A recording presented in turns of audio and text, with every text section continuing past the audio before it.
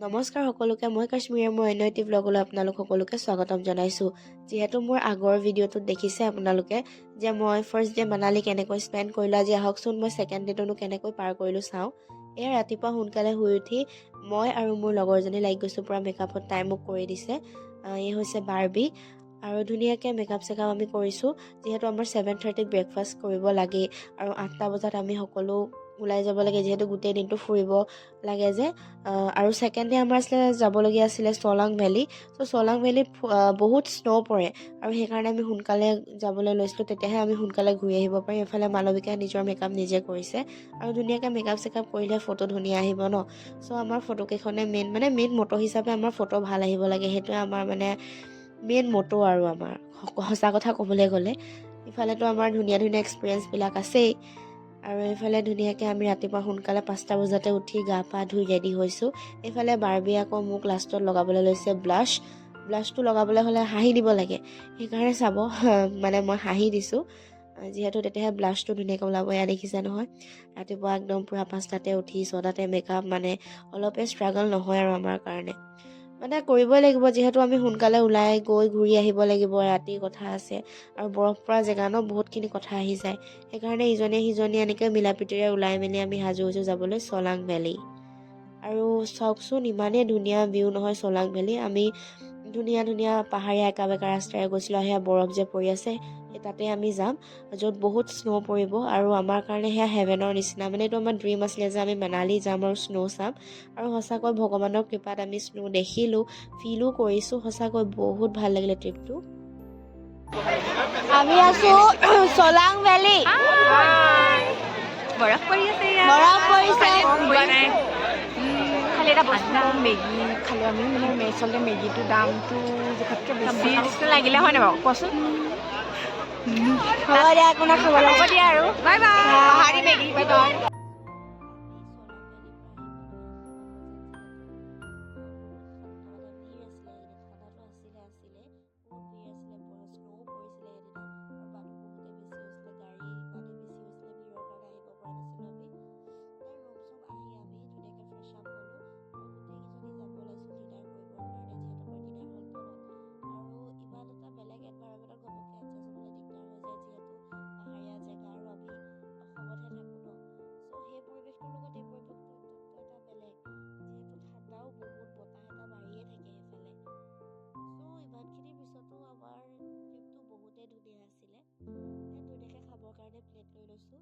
সকলোখিনিয়ে মিলি ধুনীয়াকৈ এনেকৈ বহি ডিনাৰ হলত খালোঁ। মই ভেজ লৈছিলোঁ, যিহেতু সেইকেইদিন আমাৰ গাটো অকণমান ঠিক নাছিলে, চৰ্দিও হৈছিলে, সেইকাৰণে গা ঠিক নোহোৱাৰ কাৰণে আমি চবে ভেজ খাইছিলোঁ। দেন মৰ্ণিং উঠি পেলাই আকৌ ব্ৰেকফাষ্ট কৰিলোঁ। সেইদিনা আমাৰ ৰিটাৰ্ণ আছিলে, আমি 10টা বজাতে ওলাব লাগিছিলে। খাই মেলি অকণমান ৰ'দ ল'লোহি বাহিৰত, কৈছোঁৱে ঠাণ্ডা সোমোৱাৰ কাৰণে অকণমান গাটো বেয়া হৈ গ'ল সেইদিনাখন।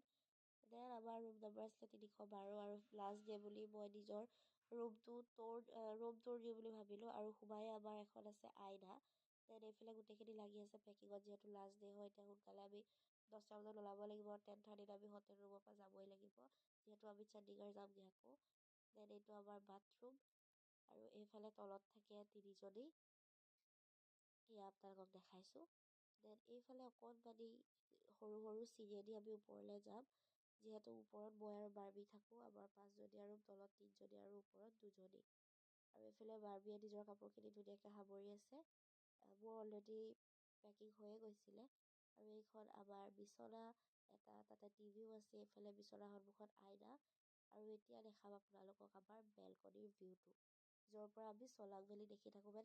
ৰাতিপুৱা শুই উঠি সেই পাহাৰটোৱে চাওঁ যে তাত বৰফ পৰি আছে নে নাই, আৰু যেতিয়াই ৰাতিপুৱা শুই উঠি দেখোঁ যে বৰফ পৰি আছে, ফাইনেলি আমি বৰফ দেখিম আৰু এনেকৈ বুলি কৈ পূৰা ফূৰ্তি কৰোঁ আমি, কাৰণ সেইটো পাহাৰলৈকে যাম ন আমি।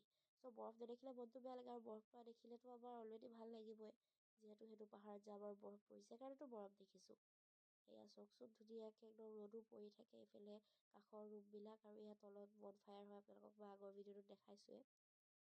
দেন ধুনীয়াকৈ আমি সেই গোটেইকেইদিন স্পেণ্ড কৰিলোঁ মানালীত, বহুত ভাল লাগিলে। এটা পাহৰিব নোৱাৰা সময় আৰু এই দিনবিলাক কেতিয়াও পাহৰিব নোৱাৰি, যিহেতু কলেজৰ লাষ্ট ট্ৰিপ হয় আমাৰ, আৰু কলেজৰ লগৰখিনিৰ লগত এনেকৈ ক'তো ফুৰিব যাবলৈ নাপাম, সেইখিনি ভাবিও মনটো কোনোবাখিনি দুখ লাগি যায়। তথাপিতো নিজকে সদায় গ্ৰেটফুল বুলি ভাবোঁ, বিকজ এইখিনি যে মই পাইছোঁ মোৰ লাইফটোত, মই সঁচাকৈ বহুত গ্ৰেটফুল। কাৰণ কোনোবাখিনিত চাগে মই আজি এইখন কলেজত নপঢ়া হ'লে চাগে এইখিনি বস্তু নাপালোঁহেঁতেন, এই ভাল ভাল লগৰখিনি নাপালোঁহেঁতেন। এইফালে ধুনীয়াকৈ সামৰি মেলি, তথাপিতো সময় গতিশীল, সময় গৈ থাকিব। এইফালে ধুনীয়াকৈ বস্তু চস্তু সামৰি আমি ৰুম চুম লগ কৰি, যিহেতু ৰুমৰ চাবি ৰিচেপশ্যনত দিব লাগিব, এইফালে আমি যাবলৈ ওলাইছোঁ। আমি এতিয়া যাম আকৌ চণ্ডীগড়। চণ্ডীগড়ৰ পৰা চণ্ডীগড়ত আমাৰ 1 নাইট ষ্টে হ'ব। দেন চণ্ডীগড়ৰ পৰা আমি দিল্লী যাম, নিউ দিল্লীৰ পৰা আকৌ আমি অসমলৈ আহিম। দেন এইফালে ধুনীয়াকৈ লাগেজ চাগেজ বাহিৰত উলিয়াই লৈছোঁ। এয়া 312 ৰুম, থাকি গ'ল আমাৰ স্মৃতি ইয়াত বহুতখিনি, আৰু ইয়াত যাবলৈ ওলাইছোঁ ধুনীয়াকৈ। এইফালে চাওকচোন, বহুতেই ধুনীয়া আছিলে আমাৰ হোটেল ৰুমটোৰ পৰা মানে বাহিৰৰ ভিউ, কেতিয়াও পাহৰিব নোৱাৰি। আৰু এইফালে ধুনীয়াকৈ আমি লাগেজবিলাক উঠাই দিছোঁ গাড়ীত, যিহেতু সোনকালে আমি যাবগৈ লাগিব, ট্ৰেইনো আছে আমাৰ। আৰু এইফালে ব্ৰেকফাষ্ট কৰিলোঁ, ব্ৰেকফাষ্ট কৰি মেলি এইফালে ধুনীয়াকৈ আমি সকলোখিনি কৰি আজৰি হ'লোঁ। এণ্ড থেংক ইউ ফৰ ৱাচিং দ্য ভিডিঅ'। আৰু do subscribe, share and comment also'.